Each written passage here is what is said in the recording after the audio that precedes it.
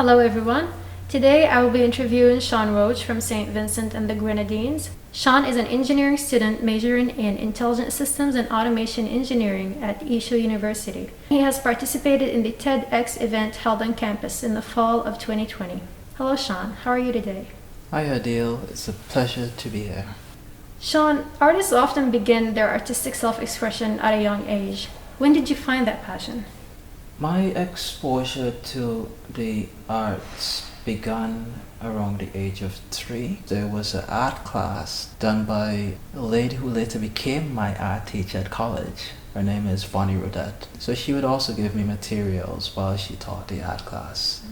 And then my mom sent me to private classes. For example, an art class that was done by Camille Musa with the Yulu Arts Foundation, which is a non-profit organization in St. Vincent, which I later worked along with as a committee member to help establish the first art center by the Yulu Arts Foundation in St. Vincent. What kind of community projects have you been involved with?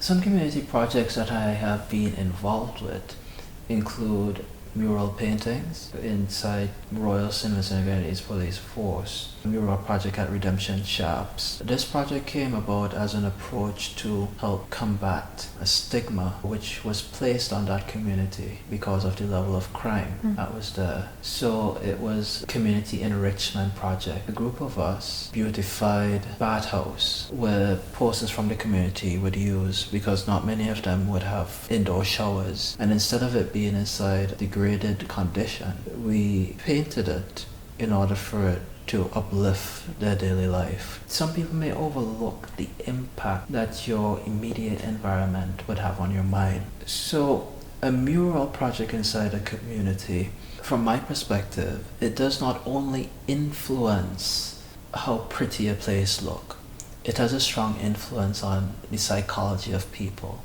We did not simply go onto a wall and say, oh, this is what we think looks good. The project was approached by speaking to the members inside the community, learning them about their environment, and then incorporating them and their living into the mural so that they more become a part of what was created in the process. So it allowed people to have a stronger sense of identity with what was placed inside the space. Was there a stage where you thought you also needed to help the local businesses in those areas, or even in St. Vincent, whereby you use or source materials that you're using in those projects from those people? So the materials that we sourced to do these projects were all done from local businesses. The funny thing is that we're trained in such a way that we do not only need to rely on things manufactured inside a store in order to create, but in terms of local businesses and sourcing materials, we had to have a plan before we could even approach what we needed to create. The stages of development, how long we want this mural to last, the steps of actually applying it onto the wall. The theme or the idea behind those mural paintings was to give this sort of new life to the area. What other themes or ideas have you conveyed through your personal art? For personal projects, it would mostly be influenced by things from my immediate environment. One of the projects that I worked on was a series of paintings that I did related to Canash Beach. Also, during my time when I used to go to my mom's store, there was a particular lady known as Granny that I also did a painting of her. It's mostly influenced by people from my immediate environment. So what other techniques have you used in your art? Combining leaves with cardboard in order to create sculpture, and even copper wire and cardboard and leaves with resin in order to create different materials. So you're combining different mediums altogether into one thing to create something else entirely. It's experimentation and seeing how the materials would respond, how long it would last, what type of effect it would have. Do you think turning art into a career limits creative expression? No, it all depends on how you position yourself.